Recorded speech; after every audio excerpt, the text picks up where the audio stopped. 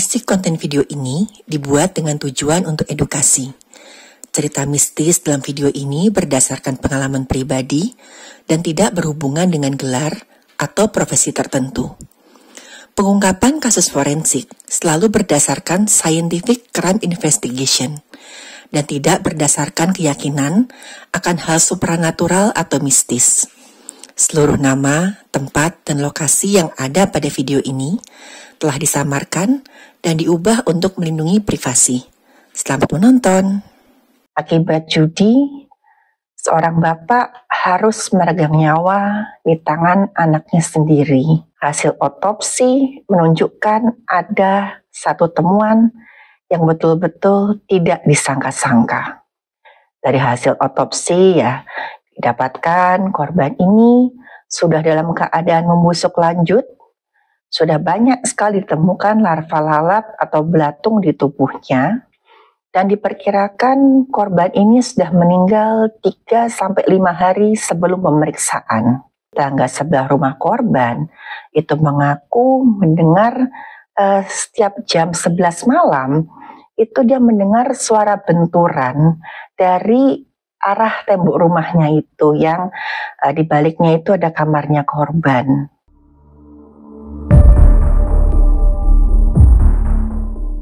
Halo, saya Dr. Stefani. Saya seorang dokter spesialis forensik dan saya melihat apa yang tidak semua orang lihat.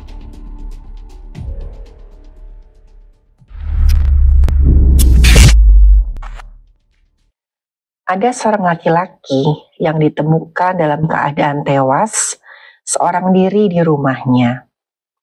Awal kejadian, ada seseorang yang datang ke rumah si korban ini untuk menagih utang. Orang ini awalnya cuma ngetok-ngetok pintu rumah, tapi setelah nggak ada jawaban, orang ini kehilangan kesabaran lalu menendang pintu rumah sampai terbuka. Saat pintu rumah terbuka, ia mencium ada bau busuk yang kuat sekali dari dalam rumah. Orang ini penasaran, dia masuk ke rumah mengikuti asal bau busuk ini.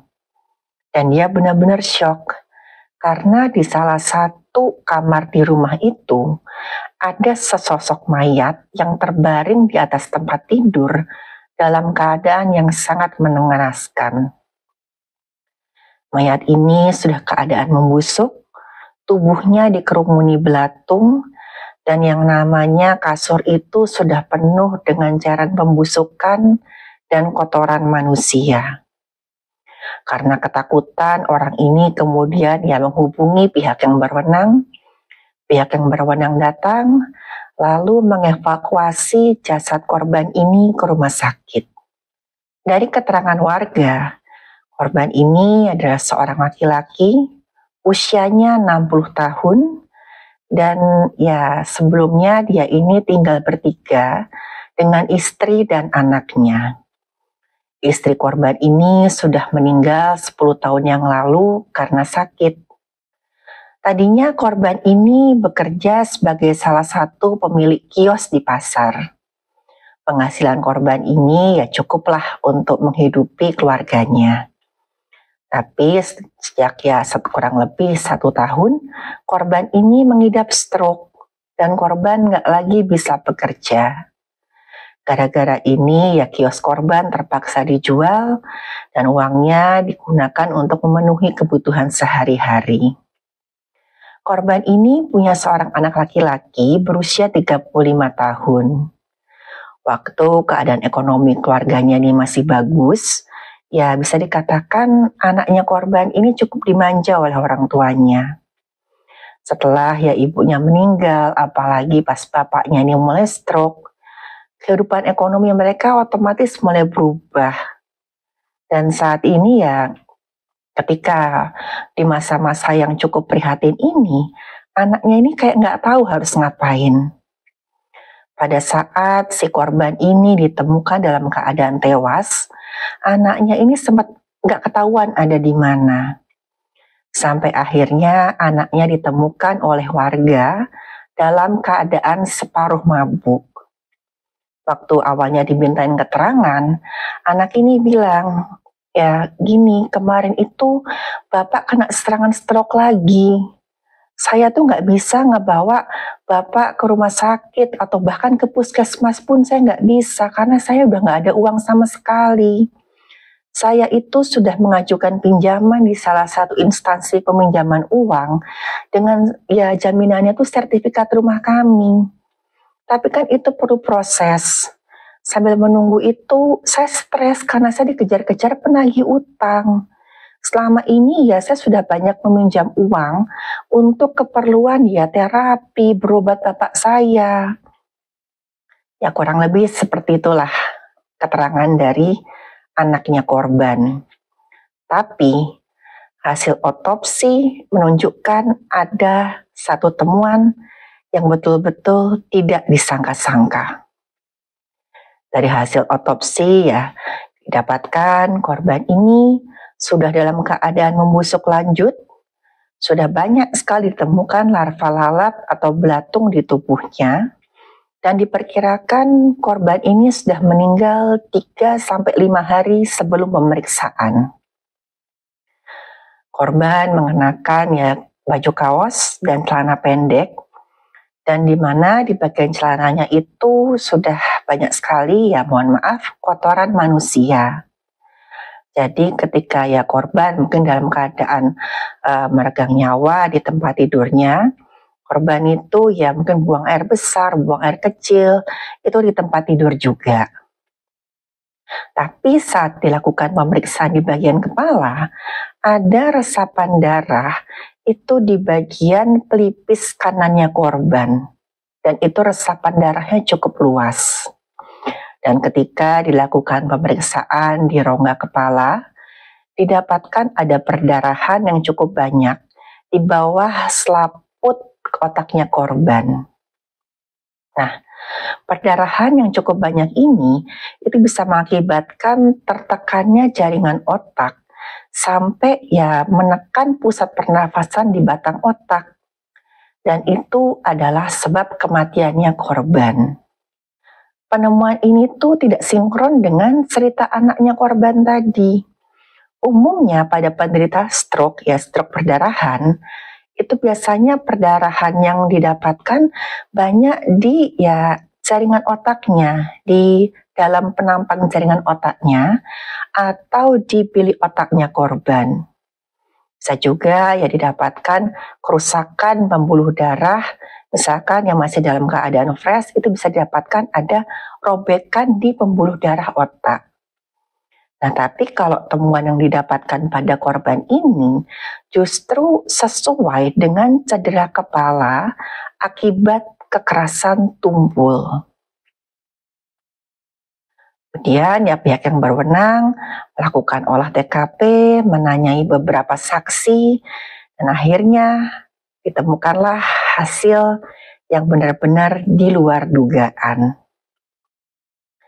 Jadi dimulai dari pemeriksaan ponsel milik anaknya korban ini, didapatkan ada aplikasi judi online, dan di aplikasi pesan singkat itu banyak sekali pesan bernada mengancam dari orang yang menagih utang. Dan memang akhirnya anak korban mengaku kalau dia ini terbelit utang akibat main judi online. Setelah utang ini terlalu banyak, anaknya ini meminta sertifikat rumah dari bapaknya untuk ya dijadikan jaminan agar dia bisa meminjam uang. Tentu aja bapaknya ini nggak setuju. Karena kalau misalkan sertifikat rumah mereka ini dijadikan jaminan dan anaknya ini ya kecil kemungkinannya bisa menepus sertifikatnya ini, mereka bisa kehilangan rumah mereka. Dan setelah itu mereka mau tinggal di mana? Karena kan bisa dikatakan rumah mereka itu satu-satunya harta yang tertinggal. Ya, karena ya kios mereka tadi kan sudah dijual untuk memenuhi kehidupan sehari-hari. Apalagi semenjak bapaknya ini udah nggak bisa lagi mengelola kios mereka. Dan saat ya ditolak ini, anaknya ini marah besar. Dan kemudian anaknya ini menganiaya si korban dengan cara membenturkan kepala korban berkali-kali ke tembok. Sebenarnya pada saat ini ya tetangga di sebelah rumahnya korban. Jadi memang rumah korban sama tetangganya ini berdempetan, sempat mendengar suara benturan beberapa kali di dinding. Tapi saat itu ya tetangganya korban nggak curiga. Dan parahnya lagi ya, anaknya korban ini sebenarnya sengaja mau ya menganiaya si korban ini sampai sekarat. Agar nanti misalkan dia mengajukan peminjaman uang dengan jaminan sertifikat tadi, alasannya untuk berobat bapaknya ini. Setelah itu ya korban ya semakin lama kondisinya, setelah dianiaya oleh anaknya, itu ya sampai si korban ini nafasnya mengorok. Tapi ya saat itu anaknya korban mengira si bapaknya ini tidur. Padahal ngorok itu disebabkan ya saat kesadaran si bapaknya ini menurun, lidahnya itu jatuh ke belakang tenggorokan, sampai setiap kali si bapak ini menarik nafas, terdengar suara ngorok. Tapi lagi-lagi ya si anak ini yang sudah benar-benar gelap mata nggak peduli. Dia ambil sertifikat rumah mereka, lalu dia pergi ke salah satu instansi peminjaman uang, dan di sana dia mengajukan pinjaman dengan jaminan sertifikat tadi dengan alasan untuk berobat bapak saya. Dia bilang ya kalau nggak percaya silakan datang ke rumah dan lihat sendiri. Bapak saya itu keadaannya sudah gawat. Anak ini berharap dengan alasan seperti itu prosesnya bisa cepat. Ditambah lagi, mereka tinggal di lingkungan yang ya masih mengenal satu sama lain. Dan anak ini tahu kalau petugas di instansi peminjaman uang ini itu kenal bapaknya. Ya tapi tetap aja yang namanya proses peminjaman uang itu perlu ya waktulah untuk verifikasi. Yang selama menunggu proses verifikasi itu, si anak ini tanpa ada rasa bersalah, dia tetap ada di rumah itu, dia makan, dia minum, sementara bapaknya ini menegang nyawa di kamarnya. Sesekali ya si anak ini nengok bapaknya, cuma dilihat, oh masih nafas apa enggak. Dan sampai akhirnya sebelum petugas verifikator ini datang ke rumah, bapaknya meninggal dunia. Dan karena ketakutan itu akhirnya si anak ini pergi meninggalkan rumah. Sampai akhirnya ditemukan oleh warga dalam keadaan separuh mabuk. Saat kasus ini terungkap, akhirnya anak korban harus mempertanggungjawabkan perbuatannya di depan hukum. Ada cerita tambahan dari sumber yang tidak mau disebutkan namanya. Setelah itu, ya setelah anaknya ini ditahan dan si korban ini dimakamkan, rumah korban otomatis dibiarkan kosong. Tapi tangga sebelah rumah korban itu mengaku mendengar setiap jam 11 malam, itu dia mendengar suara benturan dari arah tembok rumahnya itu yang di baliknya itu ada kamarnya korban. Itu terus menerus. Tetangganya korban ini ketakutan, tapi sayangnya itu dia nggak bisa pindah rumah.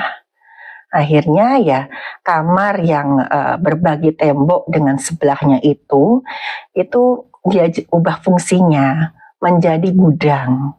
Dengan harapan ya setiap malam dia nggak perlu lagi dengar suara benturan lagi. Dan ada juga ya warga yang suka dengar itu setiap ya antara jam 2, jam 3 subuh itu ada suara kayak langkah kaki di depan rumahnya korban itu. Ya langkah kakinya tuh berjalan mondar-mandir gitu. Nah tapi ketika mereka lihat itu nggak ada siapa-siapa. Ada juga yang katanya misalkan lewat di rumah itu, apalagi saat sudah gelap ya, misalkan udah lewat maghrib ya, itu ada suara orang ngerang kesakitan. Dan padahal ya semua udah tahu lah rumah itu udah kosong. Dan ada satu cerita lagi, itu ya pengajuan pinjaman dari si anak tadi itu ditolak. Kenapa? Karena petugas instansi peminjaman uang tadi itu mengaku kalau didatangi oleh si korban ini lewat mimpi. Korban ini kan dia juga kenal sama si petugas ini. Dia selalu ngomong, sertifikat rumahku jangan sampai dijaminkan. Aku nggak mau kehilangan rumahku. Itu tadi kita bisa lihat ya, akibat judi, seorang bapak harus meregang nyawa di tangan anaknya sendiri. Seolah nggak cukup si bapak ini meninggal secara pelan-pelan, kesakitan dan menderita. Dia juga harus terima kenyataan kalau anak yang dia besarkan dari kecil dengan penuh kasih sayang itu gara-gara judi ini berubah jadi sosok yang ya bisa dikatakan monster ya, yang akhirnya menyakiti bapaknya sendiri. Semua ini berawal dari keserakahan. Keinginan si anak ini untuk mendapatkan banyak uang dengan cara yang gampang, pada kasus ini judi ya, itu ya justru membuat si anak ini nggak sadar gitu. Kalau selama ini ya mungkin beberapa kali dia menang, tapi itu kayak dibuai gitu. Dia dibuai dengan kemenangan-kemenangan kecil sampai dia terlena dan mulailah satu persatu hartanya itu dirampas. Ya pada kasus ini akhirnya judi itu merampas nyawa ayah kandungnya sendiri. Kalaupun misalkan si anak ini mendapatkan keuntungan, udah pasti hidupnya tuh gak bakalan tenang. Karena ya yang namanya keuntungan didapat dari judi, dapat dari keserakahan, itu cuman akan menimbulkan kebencian dan permusuhan. Dan juga belum lagi rasa ketagihan untuk meraup ya keuntungan lebih banyak lagi. Kalah jadi abu, menang jadi arang. Itulah judi.